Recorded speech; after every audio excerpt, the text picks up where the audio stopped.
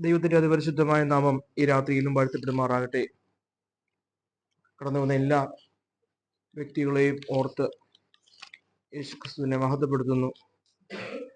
റോമാലേഖനം 3-ാം അധ്യായം 21-ാം വാക്യം മുതലുള്ള ഭാഗത്തു നിന്നാണ് നാം ചിന്തിച്ച് തുടങ്ങിയത്. 23-ാം വാക്യത്തിലേക്ക് വരുമ്പോൾ അപ്പോസ്തലനായ വിശുദ്ധ പൗലോസ് ഇപ്രകാരം അവിടെ കുറിക്കുന്നു: ഒരു വ്യത്യാസവുമില്ല, എല്ലാവരും പാപം ചെയ്ത് ദൈവ തേജസ് ഇല്ലാത്തവരായി തീർന്നു. നാം കഴിഞ്ഞ ആഴ്ച ഇവിടെയാണ് നിർത്തിയത്. ദൈവ തേജസ് ഇല്ലാത്തവരായി തീർന്നു. ദൈവ തേജസ് എന്നതിന് ഗ്രീക്കില് ഡോക്സ എന്ന പദം ഉപയോഗിച്ചാണ് വിവരിച്ചിരിക്കുന്നത്. ഈ ഡോക്സ എന്ന വാക്കിന് പല നിലകളിലുള്ള വ്യാഖ്യാനമുണ്ട്.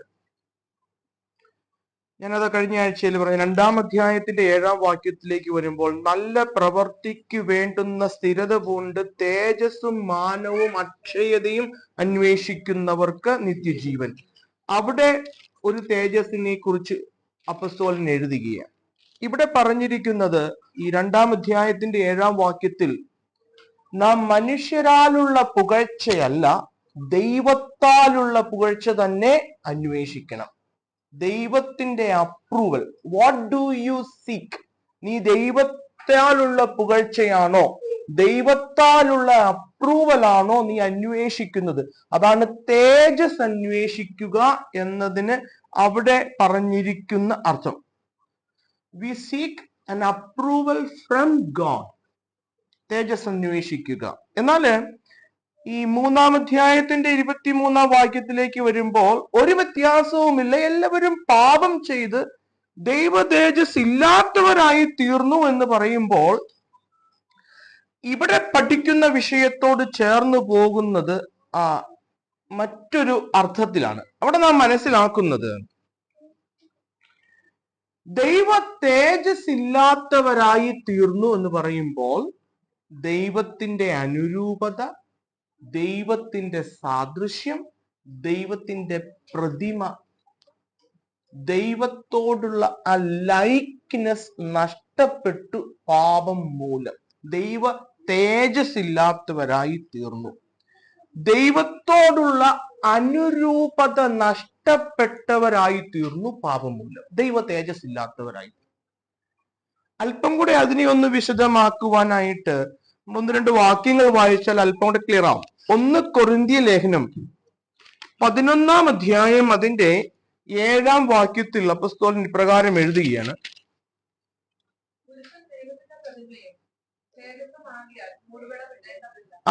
പുരുഷൻ ദൈവത്തിന്റെ പ്രതിമയും തേജസ്സുമാകയാൽ മൂടുപടം ഇടേണ്ടതില്ല.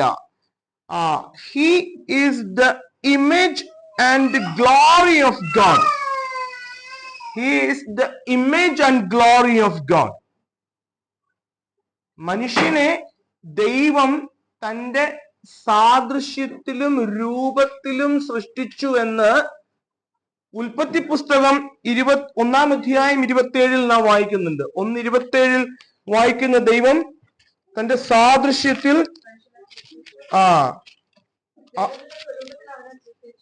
ദൈവത്തിന്റെ സ്വരൂപത്തിൽ, ദൈവം തന്റെ സ്വരൂപത്തിൽ മനുഷ്യനെ സൃഷ്ടിച്ചു.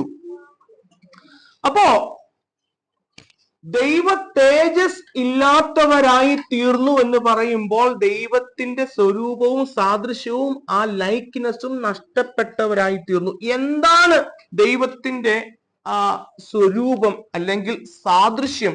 Image and likeness. നാം ചിന്തിക്കുന്നത് പോലെ ദൈവത്തിന്റെ കൈയും കാലും ഒരു ശരീരവുമുള്ള ദൈവത്തെ പോലെ മനുഷ്യനെ ഉണ്ടാക്കി എന്നല്ല. കാരണം അരൂപിയായ ദൈവത്തിന് രൂപമില്ലല്ലോ. മനുഷ്യരാരും കണ്ടിട്ടുമില്ല, കാണാൻ കഴിയത്തുമില്ല. ഹല്ലേലൂയ. അതുകൊണ്ടാണല്ലോ നിങ്ങൾ എൻ്റെ പ്രതിമ ഒന്നും ഉണ്ടാക്കരുത്, അവിടെ നിങ്ങൾ എൻ്റെ രൂപം കണ്ടില്ലല്ലോ. ആ ഒരർത്ഥത്തിലല്ല ഇവിടെ ദൈവത്തിന്റെ സാദൃശ്യവും രൂപവും മനുഷ്യന് പാപം മൂലം നഷ്ടപ്പെട്ടു എന്ന് പറയുമ്പോൾ നാം മനസ്സിലാക്കേണ്ടത്. പിന്നെ എന്തുവാ അവിടെ അപ്പസ്തോലൻ ഇവിടെ പറയുമ്പോൾ, അല്ലെങ്കിൽ ദൈവ തേജസ് നഷ്ടപ്പെട്ടു എന്ന് പറയുമ്പോൾ നാം എന്താ മനസ്സിലാക്കേണ്ടത്? ദൈവത്തിന്റെ സ്വഭാവ സവിശേഷതകൾ മനുഷ്യന് പകർന്നു നൽകുവാൻ കഴിയുന്ന സ്വഭാവ സവിശേഷതകൾ: സത്യം, നീതി, സ്നേഹം, വിൽ പവർ, സ്വയമായി ചിന്തിക്കുവാനായിട്ടുള്ള കഴിവ്, തീരുമാനമെടുക്കുവാനായിട്ടുള്ള കഴിവ്. ഹല്ലേലൂയ. ഒരു സെപ്പറേറ്റ് ഇൻഡിപെൻഡന്റ് എന്ന വാക്ക് ഉപയോഗിക്കാമെന്ന് എനിക്ക് തോന്നുന്നില്ല. ഹല്ലേലൂയ. അങ്ങനെ ഒരു മനുഷ്യനെയാ ഹല്ലേലൂയ ചിന്താശക്തിയും തീരുമാന ശക്തിയും ഒക്കെ ഉള്ള ഒരു മനുഷ്യനെയാ ദൈവം സൃഷ്ടിച്ചത്. ഹല്ലേലൂയ. മനുഷ്യന് തരാൻ കഴിയുന്ന, പകർന്നു നൽകുവാൻ കഴിയുന്ന വിശുദ്ധി, സവിശേഷതകൾ. ദൈവം സർവശക്തനാ. അത് നമ്മൾക്ക് പകർന്നു തരുവാൻ കഴിയുന്ന ദൈവത്തിന്റെ ഒരു ഗുണമല്ല. ദൈവം സർവജ്ഞാനിയ, സർവവ്യാപിയ. മനുഷ്യന് എന്തൊക്കെ പകർന്നു നൽകുവാൻ കഴിയുമോ അതൊക്കെ തന്നാണ് ദൈവം. അതാണ് തന്റെ സാദൃശ്യത്തിലും രൂപത്തിലും മനുഷ്യനെ സൃഷ്ടിച്ചു എന്ന് പറയുമ്പോൾ ഹല്ലേലൂയ നാം മനസ്സിലാക്കേണ്ടത്. എഫേസ്യ ലേഖനം 4-ാം അധ്യായത്തിന്റെ 24-ാം വാക്യത്തിൽ അല്പോടെ ക്ലിയർ ആവും. 4:24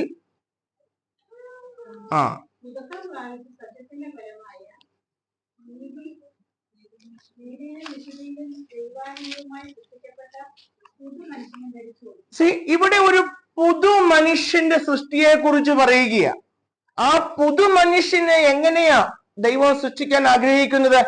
സത്യത്തിലും നീതിയിലും വിശുദ്ധിയിലും. ആ ഒരു വീണ്ടും ജനന അനുഭവത്തിൽ ദൈവം നമുക്ക് തരുവാൻ ആഗ്രഹിക്കുന്ന ഗുണങ്ങളാണ് സത്യം, നീതി, വിശുദ്ധി. സത്യം, നീതി, വിശുദ്ധി. അപ്പൊ നമുക്ക് നഷ്ടപ്പെട്ടത് എന്താ? ഇതല്ലേ സത്യം, നീതി. ഇതെല്ലാം ദൈവത്തിന്റെ സവിശേഷ ഗുണങ്ങളാണ്. സത്യം, നീതി, സ്നേഹം, ക്ഷമ, എത്രയോ സവിശേഷതകളാണ് നമുക്ക്. ഇതെല്ലാം നമുക്ക് നഷ്ടപ്പെട്ടു. ഹല്ലേലൂയ.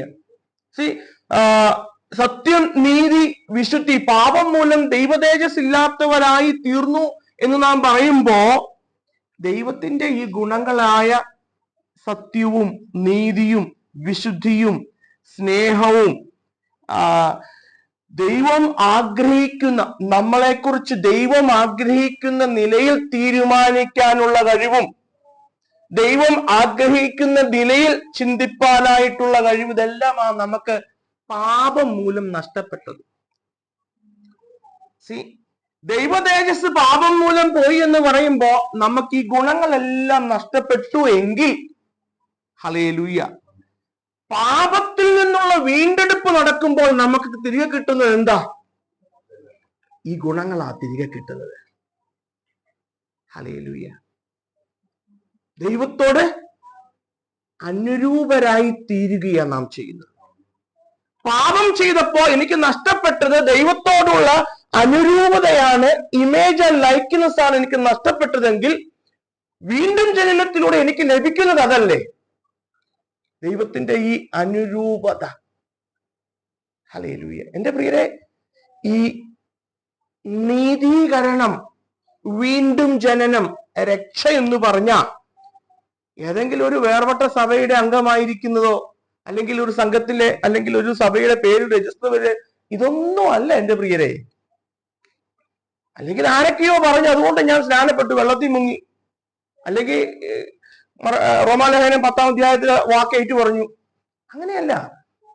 ശരിക്കും വീണ്ടും ജനനം എന്ന് പറഞ്ഞ നമ്മൾ ദൈവത്തോട് അനുരൂപപ്പെട്ടു. കാരണം ദൈവം നമുക്ക് നഷ്ടപ്പെട്ടു പോയ സത്യം, നീതി, വിശുദ്ധി എന്നിവയാകുന്ന സവിശേഷ ഗുണങ്ങൾ നമുക്ക് തിരികെ തരികയാണ് ചെയ്യുന്നത്. ഹല്ലേലൂയ. പാപം ചെയ്തപ്പോ ദൈവ തേജസ് ഇല്ലാത്തവരായെങ്കിൽ പാപത്തിൽ നിന്ന് ദൈവം തന്റെ പുത്രനെ നൽകി നമ്മെ കൈപിടിച്ച് രക്ഷയിലേക്ക് കൊണ്ടുവന്നപ്പോൾ ദൈവം നമുക്ക് തിരികെ തന്നത് ഇതാണ്. ചിന്തിച്ചോണം. നാം വീണ്ടും ജനിച്ചതാണ് എങ്കിൽ, പിതാവിൽ നിന്ന് ജനിച്ചവരാണ് എങ്കിൽ, പിതാവിന്റെ മക്കൾ എന്ന പേരുള്ളവരാണ് എങ്കിൽ, അവിടുത്തെ ഭവനത്തിലേക്ക് പോകുന്നവരാണ് എങ്കിൽ, എൻ്റെ പ്രിയരെ, നമ്മളിൽ കാണേണ്ടത് ഈ സവിശേഷത. ഹല്ലേലൂയ.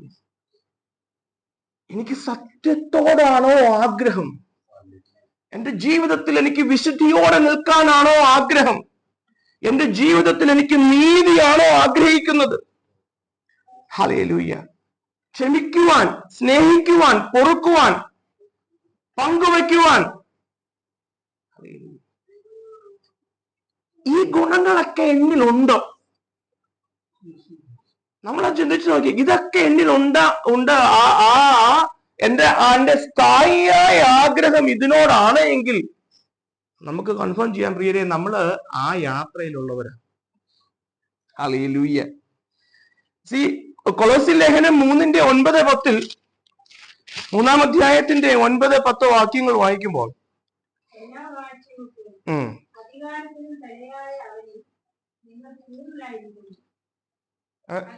അല്ല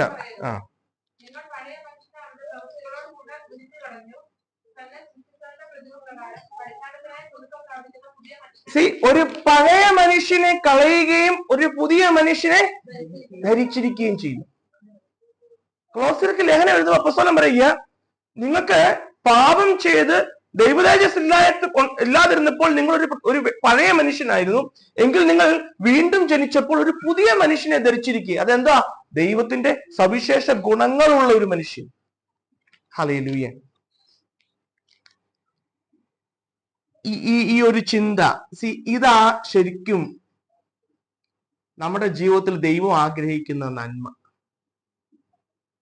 ഈ ഒരു ചിന്ത മനസ്സിൽ വെച്ചോണ്ട് റോമാലേഖനം 8-ാം അധ്യായത്തില് എല്ലാവരും വളരെ തെറ്റായിട്ട് വ്യാഖ്യാനിക്കുന്ന ഒരു വാക്യമുണ്ട്. അതൊന്ന് വായിക്കാൻ ആഗ്രഹിക്കുക. എന്നാൽ 28-ാം വാക്യം, എന്നാൽ ദൈവത്തെ സ്നേഹിക്കുന്നവർക്ക്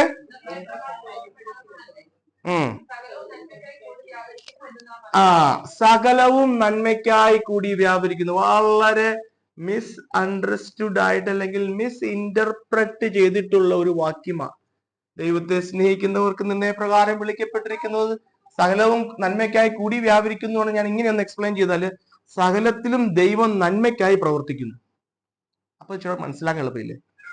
ദൈവത്തെ സ്നേഹിക്കുന്നവർക്ക്, നിർണയപ്രകാരം വിളിക്കപ്പെട്ടവർക്ക് തന്നെ സകലത്തിലും ദൈവം നന്മയ്ക്കായി പ്രവർത്തിക്കുന്നു. അല്പം അത് മനസ്സിലാക്കാൻ എളുപ്പമാണ്. നന്മയ്ക്കായി കൂടി വ്യാപരിക്കുന്നു എന്ന് പറയുന്നതിനേക്കാൾ സകലത്തിലും ദൈവം നന്മയ്ക്കായി പ്രവർത്തിക്കുന്നു. എന്താ നന്മ? ഹല്ലേലൂയ. അടുത്ത വാക്യം വായിച്ചു നോക്കിയേ. അവൻ മുന്നറിഞ്ഞവരെ തന്റെ പുത്രൻ അനേകം സഹോദരന്മാരിൽ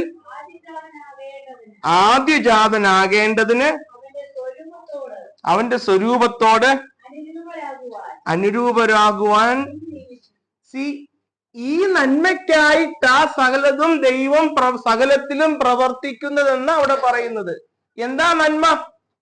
ദൈവത്തിന് ഒരു പുത്രൻ മാത്രമേ ഉണ്ടായിരുന്നുള്ളൂ, യേശു കർത്താവ്. ഒരു പുത്രൻ മാത്രം ഉണ്ടായിരിക്കുമ്പോൾ അനേകം പുത്രന്മാരും പുത്രിമാരും സ്വർഗീയ ഭവനത്തിൽ വന്നപ്പോ ആ ഏകജാതനായ കർത്താവ് ആദ്യജാതനായി തീർന്നു. ഭവനത്തിലേക്ക് വന്ന പുത്രന്മാരും പുത്രിമാരും ദൈവത്തിന്റെ ആഗ്രഹം തന്റെ പുത്രനായ, തന്റെ ഏകജാതനായ, തന്റെ ആദ്യജാതനായ ക്രിസ്തുവിനെ പോലെ ആകണമെന്ന. അതാ ദൈവം നമ്മളെ കുറിച്ച് ആഗ്രഹിക്കുന്നത്. തന്റെ പുത്രൻ അനേകം സഹോദരന്മാരിൽ ആദ്യജാതനാകേണ്ടതിന് അവന്റെ സ്വരൂപത്തോടനുരൂപരാകുവാൻ. എന്റെ പ്രിയരെ, ഈ തന്റെ പുത്രന്റെ സ്വരൂപത്തോടനുരൂപരാകപ്പെട്ടവരെ തന്റെ പുത്രന്റെ സഹോദരന്മാരാകൂ. ദൈവത്തിന് നമ്മളെ കുറിച്ചുള്ള ആഗ്രഹം അനേകം പുത്രന്മാർ. ഞാൻ പറയുന്നത് നമുക്ക് മനസ്സിലാവുന്നുണ്ടോ? നമ്മുടെ ജീവിതത്തിൽ നടക്കുന്ന എല്ലാ കാര്യങ്ങളും ഈ ഒരു നന്മയ്ക്കായിട്ടാണ് ദൈവം ചെയ്യുന്നത്. ഇതിനെ നമ്മൾ തെറ്റായി മനസ്സിലാക്കരുത്. നന്മ എന്താ? ഞാൻ അവനെ പോലെ ആകണം. ഞാൻ അവനെ പോലെ ആകാനുള്ള എൻ്റെ യാത്രയിൽ കഷ്ടത വരും, ബുദ്ധിമുട്ട് വരും, വെട്ടല് വരും, ഒരുക്കല് വരും, ഗ്രാഫ്റ്റിംഗ് വരും, ചെത്തി വെടിപ്പാക്കും, ബാലശിക്ഷയിലൂടെ കടന്നു പോകും.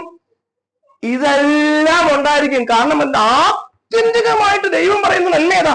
അവനെ പോലെ ആവണം. അതാ ദൈവം ആഗ്രഹിക്കുന്നത്. അതുകൊണ്ട് ആ സകലത്തിലും ദൈവം നന്മയ്ക്കായി കൂടി വരുന്നത്. എന്ത് നന്മയ്ക്കായിട്ട്? ആ നന്മയ്ക്കായിട്ട് ദൈവം പ്രവർത്തിക്കുക. ഹല്ലേലൂയ. ദൈവം അതാ നമ്മളെ കുറിച്ചും ആഗ്രഹിക്കുന്നത് എന്റെ പ്രിയരെ. ഹല്ലേലൂയ. പാപത്താൽ ദൈവ തേജസ് നഷ്ടപ്പെട്ടു. എന്നാൽ ഈ തേജസ് തിരികെ തരുന്നതിന്റെ ഫസ്റ്റ് സ്റ്റെപ്പാണ് വീണ്ടും ജനനം. ഉയരങ്ങളിൽ നിന്ന് ജനിക്കുക. ഹല്ലേലൂയ. അതിന്റെ ഫസ്റ്റ് സ്റ്റെപ്പ് മാത്രമേ ആവുന്നുള്ളൂ വീണ്ടും ജനനം. എന്നിട്ട് ഈ ഒരു ജനനത്തിൽ നമ്മളെ ആക്കിയിട്ട് നമ്മളൊരു ലാക്കിലേക്ക് ഓടുക. എന്താ? പുത്രനെ പോലെ ആകണം, പുത്രനെ പോലെ ആകണം. ആ ഓട്ടത്തിലാണ്.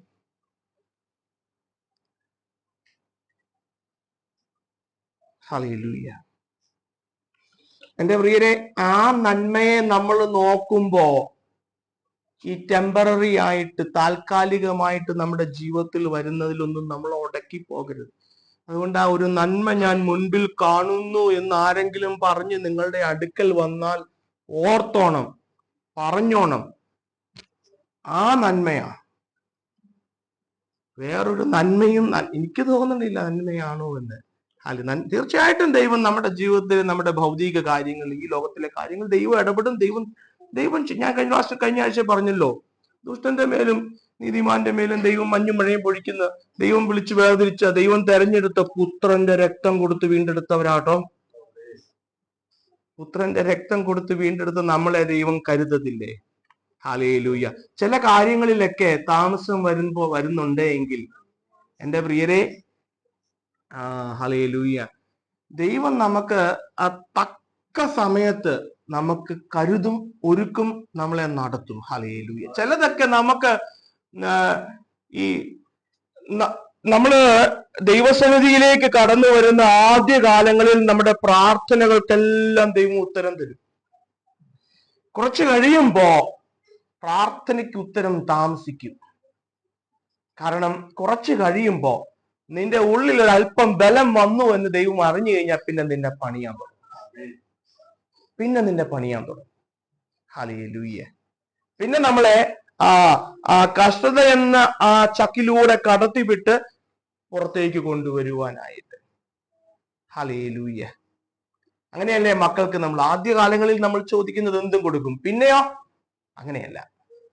ചോദിക്കുന്നത് നല്ലതാണെങ്കിലേ കൊടുക്കൂ, ഇല്ലെങ്കിൽ കരഞ്ഞോട്ടെ, സങ്കടപ്പെട്ടോട്ടെ. പക്ഷെ അതുപോലെ തന്നെയാണ് നമ്മുടെ ജീവിതത്തിലും. നമ്മൾ വീണ്ടും ജനനത്തിലൂടെ നമ്മൾ ആ ഒരു ട്രാക്കിലേക്ക് കയറി പിന്നീട് നമ്മൾ ആ നന്മയ്ക്കായിട്ട് ഓടുക. ഞാൻ പുത്രനെ പോലെ ആവണം. ഹല്ലേലൂയ. നമ്മൾ ഈ ഭാഗത്തേക്ക് തിരിച്ചു വന്നാല് റോമാലേഖനം 3:24 വാക്യത്തിൽ അവന്റെ കൃപയാൽ 23 വാക്യം, ഒരു വ്യത്യാസവുമില്ല, എല്ലാവരും പാപം ചെയ്ത് ദൈവ തേജസ് ഇല്ലാത്തവരായി തീർന്നു. അവന്റെ കൃപയാൽ ക്രിസ്തുയേശുവിങ്കിലെ വീണ്ടെടുപ്പ് മൂലം സൗജന്യമായത്രേ നീതീകരിക്കപ്പെട്ടത്. ഇവിടെ 24 വാക്യം മുതൽ നീതിയോടുള്ള ബന്ധത്തിൽ നീതീകരണത്തെ കുറിച്ചാണ് അപ്പോസ്തലൻ വിവരിക്കുന്നത്. നിങ്ങൾ അല്പം ശ്രദ്ധയോടെ ഇരുന്നെങ്കിലേ നിങ്ങൾക്കത് വ്യക്തമാവുകയുള്ളൂ. നീതീകരണത്തെ കുറിച്ച് ഒരു കോടതി ഭാഷയാ ഉപയോഗിക്കുന്നത്. അവന്റെ കൃപയാൽ ക്രിസ്തുയേശുവിങ്കിലെ വീണ്ടെടുപ്പ് മൂലം സൗജന്യമായത്രേ നീതീകരിക്കപ്പെടുന്നത്. Justification, justify. ഒരു നീതിന്യായ കോടതിയിൽ ഒരു ന്യായകർത്താവ്, വിധികർത്താവ് ഉപയോഗിക്കുന്ന വാക്കാ നീതീകരിക്കുക, ജസ്റ്റിഫൈ ചെയ്യുക എന്നുള്ളത്. ദൈവം നീതീകരിക്കുന്നു, അഭക്തനെ നീതീകരിക്കുന്നു. ദൈവം ഒരു വ്യക്തിയെ നീതീകരിക്കുമ്പോൾ അതിന്റെ ഫലങ്ങളെ കുറിച്ച് മനസ്സിലാക്കിയ അപ്പസ്തോലൻ 8-ാം അധ്യായത്തിന്റെ 31-ാം വാക്യത്തിലേക്ക് വരുമ്പോൾ അപ്പസ്തോലൻ വളരെ സന്തോഷത്തോടെ അതിന്റെ ഫലങ്ങളെ മനസ്സിലാക്കി അപ്പസ്തോലൻ കുറെ ചോദ്യങ്ങൾ ചോദിക്കുന്നുണ്ടോ? ഇത് സംബന്ധിച്ച് നാം എന്തു പറയേണ്ടു? ദൈവം എനിക്ക് അനുകൂലമെങ്കിൽ നമുക്ക് പ്രതികൂലം ആര്? ഹല്ലേലൂയ. ഇത് നീതീകരണത്തിന്റെ ഫലങ്ങളൊക്കെ മനസ്സിലാക്കി അപ്പോസ്തലൻ ചോദിക്കുക. നമ്മൾ 4 മുതൽ ഉള്ള അധ്യായങ്ങൾ പഠിക്കുമ്പോൾ നമ്മൾ അത് കൃത്യമായിട്ട് മനസ്സിലാക്കും. ഹല്ലേലൂയ. ക്രിസ്തുവിന്റെ സ്നേഹത്തിൽ നിന്ന് നമ്മെ വേർതിരിക്കുന്നത് ആര്? കഷ്ടതയോ സങ്കടമോ ഉപദ്രവമോ പട്ടിണിയോ നഗ്നതയോ ആപത്തോ വാളോ, ഒന്നിനും ക്രിസ്തുവിന്റെ സ്നേഹത്തിൽ നിന്ന് വേർപെടുത്തുവാൻ സാധിക്കില്ല. കാരണം ഞാൻ അവനെ സ്നേഹിച്ചതല്ല, അവിടുന്ന് എന്നെ സ്നേഹിച്ചതാണ്. ഹല്ലേലൂയ. അവൻ എന്നെ ഇഷ്ടപ്പെട്ട് എന്നെ സ്നേഹിച്ച് എന്റെ അടുക്കിലേക്ക് വന്നതാ. Hallelujah. God grace is stooping down to me. എന്റെ അടുക്കിലേക്ക് വന്നതാ. ഞാൻ ഇഷ്ടപ്പെട്ട് അങ്ങോട്ട് ചെന്നതല്ല, എന്നെ ഇഷ്ടപ്പെട്ടു വന്നതാ. ഹല്ലേലൂയ. അവൻ എന്നെ നീതീകരിച്ചെങ്കിൽ എന്നെ കുറ്റം വിധിക്കുന്നത് ആരാ? ഹല്ലേലൂയ. അങ്ങനെ ആ 8-ാം അധ്യായത്തിലേക്ക് വരുമ്പോൾ വളരെ വളരെ സന്തോഷത്തോടെ അപ്പോസ്തലൻ പറയുന്ന കാര്യങ്ങൾ അവിടെ കാണുന്നത്. നീതീകരിക്കുക എന്ന് വെച്ചാൽ കുറ്റവിമുക്തരാക്കുക എന്ന് മാത്രമല്ല അർത്ഥം. ജസ്റ്റിഫൈ, നീതീകരണം എന്ന് വെച്ചാൽ കുറ്റവിമുക്തരാക്കി. കാരണം അല്ലെങ്കിൽ പാപം നമ്മോട് ക്ഷമിക്കുക. പാപം ക്ഷമിക്കുക എന്നുള്ളൊരു നെഗറ്റീവ് ടോൺ അതിനകത്തുള്ളത് അല്ലേ? പാപം ക്ഷമിച്ചു. നീതീകരണം എന്ന് വെച്ചാല് പാപക്ഷമ മാത്രമല്ല, നീതിമാനാകുന്ന ദൈവത്തിന്റെ സന്നിധിയിലേക്ക് കടന്നു ചെല്ലുവാനുള്ള പ്രാഗൽഭ്യം അല്ലെങ്കിൽ കടന്നു വരുവാനായിട്ടുള്ള പദവി കൂടി നമുക്ക് തരികയാണ്. പാപം ക്ഷമിച്ചു, എന്നെ നീതിമാനായ ദൈവത്തിന്റെ അടുക്കിലേക്ക് കടന്നു വരുവാനുള്ള പദവിയും എനിക്ക് തന്നു. ആ അർത്ഥത്തിലാണ് നീതീകരണം എന്ന് നാം മനസ്സിലാക്കേണ്ടത്. അല്ലാതെ നമ്മുടെ പാപം ക്ഷമിച്ചു അല്ലെങ്കിൽ ഫൊർഗീവ് ചെയ്തു എന്ന അർത്ഥത്തിലല്ല. നമ്മൾ ആ കാര്യം തുടർന്ന് പിന്നീട് പഠിക്കും. ദൈവസന്നിധാനത്തിലേക്ക് കടന്നു ചെല്ലുവാനുള്ള എനിക്ക് നൽകുന്ന പദവി. ദൈവം എന്നെ നീതീകരിച്ചു എന്ന് പറയുമ്പോൾ എന്റെ പാപം ക്ഷമിച്ചു, ഒപ്പം എനിക്ക് ദൈവസന്നിധാനത്തിലേക്ക് കടന്നു ചെല്ലുവാനുള്ള അനുവാദവും കൂടി തരികയാണ്. ഹല്ലേലൂയ. ഇവിടെ ഈ വാക്യത്തിൽ ഈ 24 മുതലുള്ള വാക്യങ്ങളിൽ ദൈവം നമ്മെ നീതീകരിച്ചു എന്ന് പറയുമ്പോൾ 3 അടിസ്ഥാന കാര്യങ്ങളാണ്, സത്യങ്ങളാണ് പോൾ ഇവിടെ പറയുന്നത്. 3 അടിസ്ഥാന തത്വങ്ങൾ അല്ലെങ്കിൽ 3 അടിസ്ഥാന സത്യങ്ങൾ ദൈവം നമ്മെ നീതീകരിച്ചു എന്ന് പറയുമ്പോൾ. ഒന്നാമത്തത്, what is the source of justification? അല്ലെങ്കിൽ where is the source of justification? ജസ്റ്റിഫിക്കേഷന്റെ ഉറവിടം എവിടെയാണ്? എന്താണ് ജസ്റ്റിഫിക്കേഷൻ? നീതീകരണത്തിന്റെ ഉറവിടം എന്താണെന്ന് അപ്പോസ്തലൻ 24 മുതലുള്ള വാക്യങ്ങളിൽ പറയുക. 1. 2, എന്തിന്റെ അടിസ്ഥാനത്തിലാ ദൈവം നമ്മെ നീതീകരിക്കുന്നത്? On what ground God justifies? 1, ദൈവം നമ്മെ നീതീകരിക്കുന്നതിന്റെ ഉറവിടം എവിടെയാ? Where is the source of justification? 1. 2, what is the ground? എന്തിന്റെ അടിസ്ഥാനത്തിലാ ദൈവം മനുഷ്യനെ നീതീകരിക്കുന്നത്? 3, നാം എങ്ങനെയാ ഈ നീതീകരണം എന്ന അല്ലെങ്കിൽ നീതീകരണം നാം കൈനീട്ടി, how do we receive it? നാം എങ്ങനെയാ ഈ നീതീകരണം എന്ന കാര്യം നമ്മൾ വാങ്ങിക്കുന്നത്? 1, അതിന്റെ ഉറവിടം. 2, അതിന്റെ അടിസ്ഥാനം. 3, നാം പ്രാപിക്കുന്ന വിധം. ദൈവം നമുക്ക് ഒരുക്കിയിരിക്കുന്ന നീതീകരണം നാം എപ്രകാരമാണ് പ്രാപിക്കുന്നത്? ഹല്ലേലൂയ. ഇതിന്റെ 24-ാം വാക്യം അതിന്റെ സോഴ്സാ പറയുന്നത്. അപ്പോസ്തലനായ പൗലോസേ, where is the source of justification? അങ്ങ് നീതീകരണത്തെ കുറിച്ച് പറയുന്നുണ്ടല്ലോ, എന്നാൽ അതിന്റെ സോഴ്സ് എവിടെയാ? അപ്പോസ്തലന്റെ ആൻസർ ഇതാ. 24 വാക്യം വായിച്ചേ. അവന്റെ കൃപയാൽ ക്രിസ്തുയേശുവിലെ വീണ്ടെടുപ്പ് മൂലം. അപ്പോസ്തലൻ പറയുക, ഉത്തരം ഒന്നേ ഉള്ളൂ, ദൈവവും ദൈവത്തിന്റെ കൃപയും. എന്താണ് എനിക്ക് ലഭിച്ച നീതീകരണത്തിന്റെ ഉറവിടം? ദൈവവും ദൈവത്തിന്റെ കൃപയും. ദൈവവും എന്ന് പറയുമ്പോ ദൈവമാ എന്നെ രക്ഷിപ്പാനായിട്ടുള്ള ഇനീഷ്യേറ്റീവ് എടുത്തത്, ഫസ്റ്റ് സ്റ്റെപ്പ് എടുത്തത് ദൈവമാണ്, അല്ലേ? എന്നെ നീതീകരിപ്പാൻ, എന്നെ വീണ്ടെടുപ്പാൻ, എന്റെ രക്ഷയ്ക്കായിട്ട് ദൈവമാ ഫസ്റ്റ് സ്റ്റെപ്പ് എടുത്തത്. നമ്മുടെ നാട്ടിലുള്ള മറ്റു മതങ്ങളിൽ പാപത്തിന് പരിഹാരമായിട്ട് യാഗങ്ങൾ നടത്തുന്നില്ലേ? അതാര് നടത്തണം? നമ്മൾ നടത്തണം. നമ്മൾ പൈസ കൊടുത്ത് സാധനം വാങ്ങിച്ച് നമ്മൾ നടത്തണം. നമ്മൾ വിശ്വസിക്കുന്ന ദൈവം ഒരു യാഗം ചെയ്തു, എന്റെ പാപത്തിന്റെ ഫലപ്രദം ആര് നടത്തി? ദൈവം തന്നെ നൽകി. ഇതാ എന്റെ പ്രിയരെ, നമ്മുടെ വിശ്വാസം, നമ്മൾ വിശ്വസിക്കുന്ന ദൈവം എത്ര വിശ്വസ്തന, എത്ര സ്നേഹനാദിയാണ്. ഞാൻ ചെയ്യേണ്ടിയിരുന്ന സ്ഥലത്ത് ദൈവം തന്നെ എനിക്ക് വേണ്ടി, എനിക്ക് പകരം യാഗമായി തീർന്നു. Hallelujah, hallelujah. ദൈവമാ ഫസ്റ്റ് സ്റ്റെപ്പ് എടുത്തത്. ഞാനൊരു കാര്യം ചോദിച്ചോട്ടെ, നമുക്കൊരു സ്റ്റെപ്പ് എടുക്കാൻ പറ്റുമോ? അപ്പോസ്തലൻ പറയാം, നമ്മൾ എങ്ങനെയായിരുന്നു? നമ്മൾ എങ്ങനെയായിരുന്നു ജീവിതത്തിലെ? നമ്മൾ അതിക്രമങ്ങളാലും പാപങ്ങളാലും മരിച്ച അവസ്ഥയിലായിരുന്നു. നമുക്കൊരു സ്റ്റെപ്പ് എടുക്കാൻ പറ്റാത്ത അവസ്ഥയിലായിരുന്നു. ആ ഒരു അവസ്ഥയിലാ ദൈവം നമുക്ക് വേണ്ടി ഇറങ്ങി വന്നതല്ലേ? ഹല്ലേലൂയ. നമ്മുടെ പ്രശ്നത്തെ മനസ്സിലാക്കി ദൈവം വേഷത്തിൽ മനുഷ്യനായി വന്ന് നമുക്ക് വേണ്ടി നമുക്ക് പകരം കാൽവരിയിൽ യാഗമാക്കപ്പെട്ടു. എന്നെ നീതീകരിക്കുന്നതിന്റെ ഉറവിടം ദൈവമാ, അവന്റെ കൃപയാണ്. ഹല്ലേലൂയ. ഇവിടെ നമുക്ക് പറ്റുന്ന ഒരു ഫ്ലോ എന്താന്ന് വെച്ചാൽ, കൃപയാല ഞാൻ രക്ഷിക്കപ്പെടുന്നത്, അല്ലെ? കൃപയാല ഞാൻ രക്ഷിക്കപ്പെടുന്നത്. ദൈവത്തിന് എന്നോട് കരുണ തോന്നി, ദൈവം എന്നെ സ്നേഹിച്ചു. ബ്രദറെ ചോദിക്കുക, എന്താ അതിന്റെ കാരണം? I don't know. എനിക്കതിന്റെ നിത്യതയെ ചെല്ലുമ്പോൾ നമുക്ക് ചോദിക്കാം, ദൈവത്തെ കാണും, കർത്താവ് എന്നെ തിരഞ്ഞെടുക്കാൻ എന്താ കാര്യം?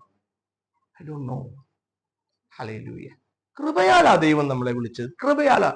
ഇത് നമ്മുടെ ജീവിതത്തിൽ പറ്റുന്ന ഒരു പ്രശ്നം, നമുക്ക് കൃപയാൽ നാം രക്ഷിക്കപ്പെട്ടു വന്നതിന് ശേഷം ഈ ക്രിസ്താനുരൂപനാകുക പിന്നീട് ഒരു ഓട്ടമാ. കർത്താവിന്റെ ആഗ്രഹം, നാം എന്റെ പൗലോസ് എന്റെ വിളിയാനുള്ള ആശ എന്തെന്ന് വെച്ചാൽ, എനിക്ക് അവനെ പോലെ ആകണം, എനിക്ക് അവനെ പോലെ ആകണം. പിന്നീട് നമ്മുടെ ഈ വീണ്ടും ജനനത്തിന് ശേഷം അവനെ പോലെ ആകാനായിട്ടുള്ള ഓട്ടമാ.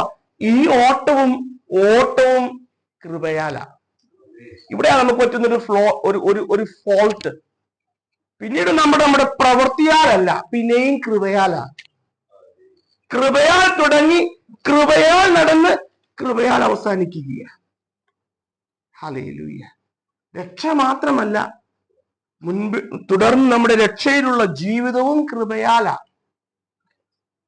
ഞാൻ പറയുന്നത് നിങ്ങൾക്ക് മനസ്സിലാവുന്നുണ്ടോ എനിക്ക് തോന്നിയേ? കാരണം കൃപയാലാ മുൻപോട്ടും എന്റെ ജീവിതം ഒന്നും നമുക്ക് മനസ്സിലായില്ലെങ്കിൽ പിന്നെ നമ്മുടെ ജീവിതം പ്രവൃത്തിയാൽ തുടങ്ങും. ഹല്ലേലൂയ. എന്റെ പ്രവൃത്തികളിൽ ഞാൻ ഡിപ്പെൻഡ് ചെയ്യാൻ തുടങ്ങും. ഹല്ലേലൂയ. കാരണം അപ്പൊ അതെങ്ങനെയാ ബ്രദറെ എനിക്ക് മനസ്സിലാവുക? ഞാൻ പ്രവൃത്തിയിലേക്ക് പോയോ, അല്ലെങ്കിൽ കൃപയാലാ അല്ല ഞാൻ ഇപ്പൊ പ്രവൃത്തിയിലാണെന്ന് എനിക്ക് എങ്ങനെ മനസ്സിലാക്കാൻ തുടങ്ങും? ആ റിലേഷൻഷിപ്പ് പോയി, ബന്ധം നഷ്ടപ്പെട്ടു, സ്നേഹത്തിലല്ല. ഹല്ലേലൂയ. തുടക്കമൊക്കെ കൃപയാൽ ആ സ്നേഹത്തിലൊക്കെ ആയിരുന്നു. കുറെ കഴിഞ്ഞപ്പോ യാന്ത്രികമായി പോയി ജീവിതം. പല കാര്യങ്ങളിലും ബന്ധത്തോലോ അല്ലെങ്കിൽ ആ ഒരു വാം റിലേഷൻഷിപ്പ് നഷ്ടപ്പെട്ടു. ഒരു റിലേഷൻഷിപ്പ് ഇല്ലാത്ത ക്രിസ്തീയ ജീവിതമാണ് നാം നയിക്കുന്നതെങ്കിൽ നമ്മൾ വെറുതെ പ്രവർത്തിയാൽ ചെയ്യുക, യാന്ത്രികമായി പോയിക്കൊണ്ടിരിക്കുക. നമ്മുടെ ജീവിതത്തിൽ ആ ഒരു ഫോൾട്ട് ഉണ്ടാവരുത്. അപ്പോൾ നമ്മുടെ രക്ഷയുടെ ഉറവിടം ദൈവം, ദൈവത്തിന്റെ കൃപ. ഒരു ദൈവദാസൻ ഈ കൃപയെ കുറിച്ച് എഴുതിയ ഒരു വാക്യം, ഒരു കൊട്ടേഷൻ ഞാൻ വായിക്കാം. Grace is God's loving, God's stooping, God coming to the rescue, God giving himself generously in and through the Lord Jesus Christ. കൃപയെന്ന് വെച്ചാൽ ദൈവത്തിന്റെ മഹാസ്നേഹം. കൃപയെന്ന് വെച്ചാൽ ദൈവം തന്നെ താഴോട്ട് ഇറങ്ങി വരുന്നത്. കൃപയെന്ന് വെച്ചാൽ ദൈവം തന്നെ നമ്മെ രക്ഷിപ്പാനായിട്ട് വരുന്നത്. കൃപയെന്ന് വെച്ചാൽ ദൈവം തന്നെ തന്നെ പൂർണ്ണമായി ക്രിസ്തു യേശുവിലൂടെ നമുക്ക് തരുന്നത്. ഹല്ലേലൂയ. അങ്ങനെ തന്നതുകൊണ്ടല്ലേ എൻ്റെ പ്രിയരെ, ഹല്ലേലൂയ, നമുക്ക് ഇപ്രകാരം അബ്ബാ പിതാവേ. ഞാനൊരു കാര്യം ചോദിച്ചോട്ടെ, ഈ ദൈവത്തിന്റെ ആത്മാവ് ശരിക്കും ഇല്ലെങ്കിൽ അപ്പ എന്ന് വിളിക്കാൻ പറ്റില്ല, ഉള്ളങ്ങളെന്ന് വിളിക്കാൻ പറ്റില്ല, വാ കൊണ്ട് സംസാരിക്കാൻ പറ്റും. ദൈവം നമ്മുടെ ഉള്ളങ്ങളിൽ, അത് നമുക്കത് ഉള്ളത് കൊണ്ടാ, ഇല്ലാത്തവന് പറ്റത്തില്ല. നമ്മുടെ ഉള്ളങ്ങളിൽ ദൈവം കാരണം നമ്മൾ ഇല്ലാതിരുന്ന അവസ്ഥ നമ്മൾ മറന്നു. ഇപ്പൊ നമ്മൾ ആ ഉള്ളങ്ങളിൽ ദൈവത്തിന്റെ ആത്മാവുള്ളതുകൊണ്ട് അപ്പാ എന്ന് വിളിക്കാനായിട്ട് സാധിക്കുന്നത്. ഹല്ലേലൂയ. ദൈവം തന്നെ നമ്മെ സ്നേഹിച്ച്, ഹല്ലേലൂയ, നമ്മെ വീണ്ടെടുത്തതാ. എന്റെ പ്രിയരെ, നമുക്ക് ദൈവം സാഹചര്യങ്ങളെ ഒരുക്കിയില്ലേ? ഒരു ക്രിസ്തീയ ഭവനത്തില് വചനം കേൾക്കാനായിട്ടുള്ള സാഹചര്യം, ക്രിസ്തീയ മാതാപിതാക്കള്, സൺഡേ സ്കൂൾ, എത്രയോ അവസരങ്ങൾ ദൈവം നമ്മളോട് കാണിച്ച സ്നേഹമല്ലേ? ദൈവം ഒരുക്കിയതല്ലേ? ദൈവം ഒരുക്കിയതല്ലേ? ഹല്ലേലൂയ. യേശുവിനെ അപ്പ അല്ലെങ്കിൽ കർത്താവിനെ ദൈവമെന്ന് തിരിച്ചറിയുവാൻ, മനസ്സിലാക്കുവാനായിട്ട് നമുക്ക് സാധിച്ചു. ദൈവം നമുക്ക് ഒരുക്കിയ സാഹചര്യമല്ലേ? നമ്മൾ ആരെങ്കിലും തെരഞ്ഞെടുത്തതാണോ? നമുക്ക് വേറെ എവിടെയൊക്കെ ജനിക്കാമായിരുന്നു. ഹല്ലേലൂയ. ദൈവമാ ഇതിന്റെ സോഴ്സ്, ഇതിന്റെ ബിഗിനിങ്, ഇതിന്റെ ഫസ്റ്റ് സ്റ്റെപ്പ്, ഇനീഷ്യേറ്റീവ് എടുത്തത് ദൈവമാ. ഹല്ലേലൂയ. നീതീകരണത്തിന്റെ സ്റ്റെപ്പ് 1, ഫസ്റ്റ് സ്റ്റെപ്പ്, അതിന്റെ ഉറവിടം കർത്താവാ. രണ്ടാമത്, എന്ത് അടിസ്ഥാനത്തിലാ ദൈവത്തിന് പാപികളെ നീതീകരിപ്പാനായിട്ട് കഴിയുന്നത്? അപ്പൊ on what ground you can say ദൈവം പാപികളെ 24 അവന്റെ കൃപയാൽ ക്രിസ്തുയേശുവിലെ വീണ്ടെടുപ്പ് മൂലം സൗജന്യമായത്രേ നീതീകരിക്കുന്നത്. പാപത്തെ സന്ധി ചെയ്യാതെയും ദൈവത്തിന്റെ നീതിയെ കോംപ്രമൈസ് ചെയ്യാതെയും അപ്പോസ്തലൻ എങ്ങനെയാ ഒരു പാപിയെ, ഒരഭക്തനെ ദൈവം നീതീകരിക്കും? ഇതെന്തെങ്കിലും സംഭവിക്കണ്ടേ? പാപത്തെ സന്ധി ചെയ്യുന്നില്ല, ദൈവത്തെ പാപത്തെ സന്ധി ചെയ്യാതെയും ന്യായീകരിക്കുകയും ദൈവത്തിന്റെ സ്വഭാവത്തെ കോംപ്രമൈസ് ചെയ്യാതെ എങ്ങനെയാ ദൈവം ഒരു മനുഷ്യനെ, ഒരു പാപിയെ നീതീകരിക്കുന്നത്? അതിന്റെ ഉത്തരം, ഹല്ലേലൂയ, 4-ാം അധ്യായം 5-ാം അധ്യായം 6-ാം വാക്യത്തിലേക്ക് വന്നാൽ,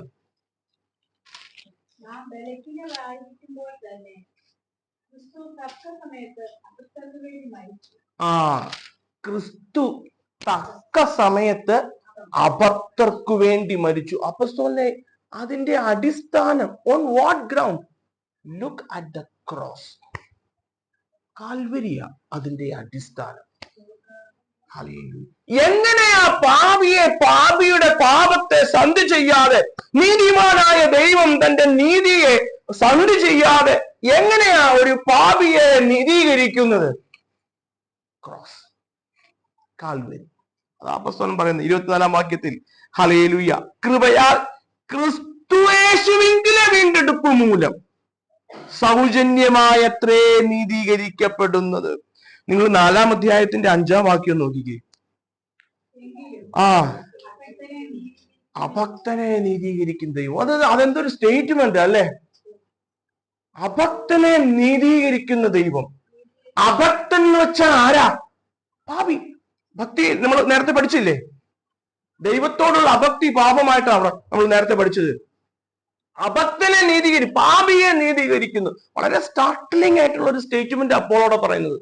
കാരണം അത് ഡൈജസ്റ്റബിൾ ആവില്ല. പഴയ നിയമം അറിയാവുന്ന യഹൂദന് ഒരിക്കലും ഡൈജസ്റ്റ് ചെയ്യില്ല. പഴയ നിയമത്തിൽ ദൈവത്തെ കണ്ടിട്ടുള്ള യഹൂദന് ഇതെങ്ങനെയാ അപ്പോൾ അഭക്തനെ നീതീകരിക്കുന്നത്? ഹല്ലേലൂയ. ഈ പഴയ നിയമ പുസ്തകത്തില് ന്യായാധിപന്മാരെയൊക്കെ അപ്പോയിന്റ്മെന്റ് ചെയ്യുമ്പോൾ ദൈവം അവരോട് പറയുന്ന 1-2 കാര്യങ്ങളുണ്ട്. നിങ്ങൾ കൂലി വാങ്ങിച്ചിട്ട് കുറ്റമില്ലാത്തവനെയും കുറ്റക്കാരനായും കുറ്റമുള്ളവനെ വെറുതെ വിടുകയും ചെയ്യുന്നതിനെ കുറിച്ചൊക്കെ പറയുന്നുണ്ട്. ഡ്യൂട്രോണമി 25-ാം അധ്യായം എന്ന് വായിച്ചേ. 25 ആവർത്തന പുസ്തകം.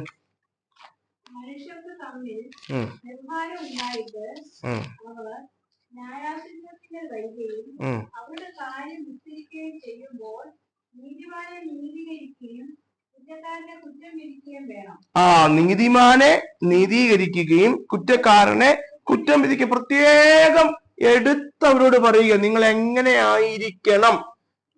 പുറപ്പാട് പുസ്തകം 23:7.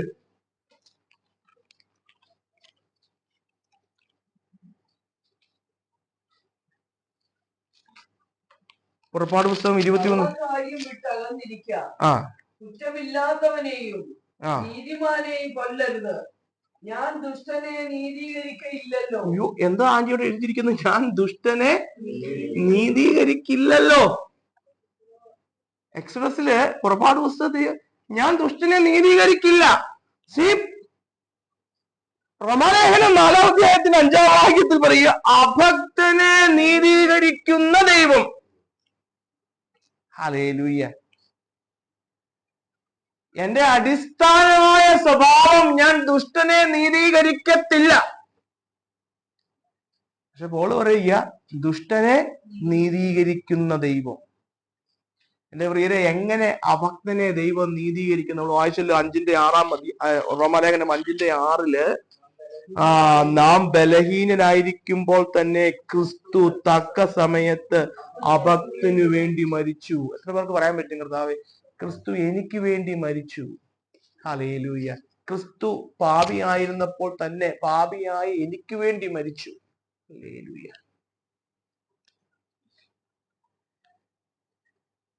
ഈ വിക്കറായിട്ടുള്ള അഭക്തനായിട്ടുള്ള എനിക്ക് വേണ്ടി എന്റെ കർത്താവ് മരിച്ചു. ഹല്ലേലൂയ.